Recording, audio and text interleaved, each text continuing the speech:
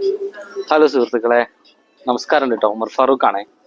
അപ്പൊ ഇന്ന് ഞാൻ നമ്മളൊക്കെ ഇടയിലൊരു ഫ്രണ്ട്സ് ഉണ്ടാവും, ഇങ്ങനെ ഇന്ന് ജിമ്മിന് പോകണം, എന്നിട്ട് ഒരു മാസം കൊണ്ട് 6 പാക്ക് ആവണം എന്നൊക്കെ ചിന്തിക്കുന്ന ഒരു ഫ്രണ്ട് ഉണ്ടാവില്ലേ.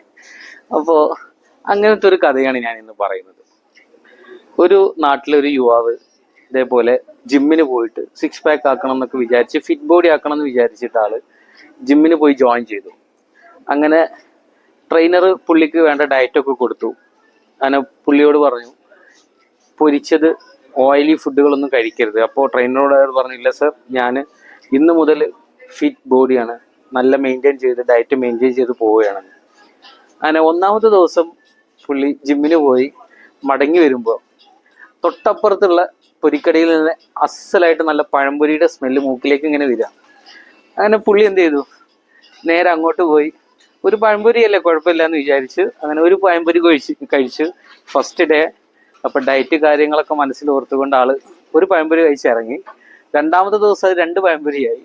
3-ാമത്തെ ദിവസം 3 പഴംപൊരിയായി. അങ്ങനെ ഒരാഴ്ച കഴിഞ്ഞ് പുള്ളി നോക്കുമ്പോൾ 6 പാക്ക് ഫാമിലി പാക്കാണ്. അപ്പം ഇത് കണ്ട് ട്രെയിനർ ചോദിച്ചു, അല്ലടോ ഇതെന്താ ഇങ്ങനെ, ഡയറ്റൊക്കെ എവിടെ പോയി, നല്ല വണ്ണം വെച്ച് വരുന്നുണ്ടല്ലോ. അപ്പോൾ ആ യുവാവ് മറുപടി കൊടുത്തു, സാർ ഞാൻ ബനാന ഡയറ്റ് ആണ് ഉപയോഗിക്കുന്നത്, പൊട്ടാസ്യം അധികം വേണം എന്നാണല്ലോ എന്നോട് പറഞ്ഞിട്ടുണ്ടായിരുന്നത്. അപ്പോൾ ആ ട്രെയിനർ അയാളെ തലക്ക് പിടിച്ചുകൊണ്ട് ചോദിച്ചു, പഴംപൊരി എന്നാണ് പഴമായത്? അപ്പോൾ ആ യുവാവ് ചിരിച്ചുകൊണ്ട് മറുപടി പറഞ്ഞു, സാർ രണ്ടും ഒന്നല്ലേ, രണ്ടിനും ഒരേ കളറല്ലേ, യെല്ലോ കളറല്ലേ എന്ന്.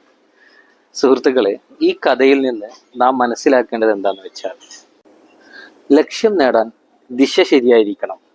അടിയിൽ നിന്ന് കുഴിച്ചു തുടങ്ങുമ്പോൾ മുകളിൽ ക്ലിംബ് ചെയ്തിട്ട് കാര്യമില്ല. സ്വന്തം നന്മയ്ക്കുള്ള നേട്ടങ്ങൾക്കുള്ള നിയമങ്ങൾ നാം തന്നെ പാലിക്കണം. എല്ലാവർക്കും ശുഭദിനം.